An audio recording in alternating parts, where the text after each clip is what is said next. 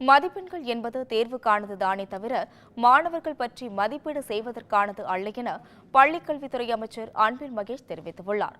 சென்னை கோட்டூர்புரத்தில் 12ஆம் பொதுத் தேர்வு முடிவுகளை வெளியிட்ட அவர், அனைத்து மாணவர்களுக்கும் அவரவருக்கான நாற்காலிகள் காத்துக் கொண்டிருப்பதாகவும், தேர்வு முடிவுகள் எப்படி இருந்தாலும் மாணவர்களின் பெற்றோர்கள்தான் அவர்களை ஊக்கப்படுத்த வேண்டும் எனவும் தெரிவித்தார். குறிப்பாக தமிழ்நாட்டு முதலமைச்சர் சொல்வது, இந்த மதிப்பெண்கள் என்பது தேர்வுக்கான மதிப்பெண் தானே தவிர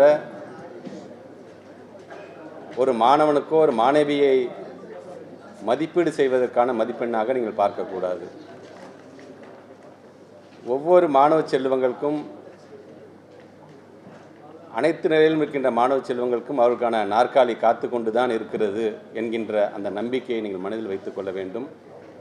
பெற்றவங்களுக்கு நாங்கள் வைக்கிற ஒரு வேண்டுகோள் என்பது, நம்ம பிள்ளைங்க எப்படிப்பட்ட மார்க் எடுத்தாலும் சரி, அதை அரவணைக்க வேண்டியது, அதற்கு ஆதரவு தர வேண்டிய முதல் மனிதர்கள் யார் என்று சொன்னால் பெற்றவங்க, அது நீங்களாகத்தான் இருக்க வேண்டும். அதனால் நம்ம பிள்ளைங்களை ஊக்கப்படுத்துகிற மாதிரி நீங்கள் பேச வேண்டும்.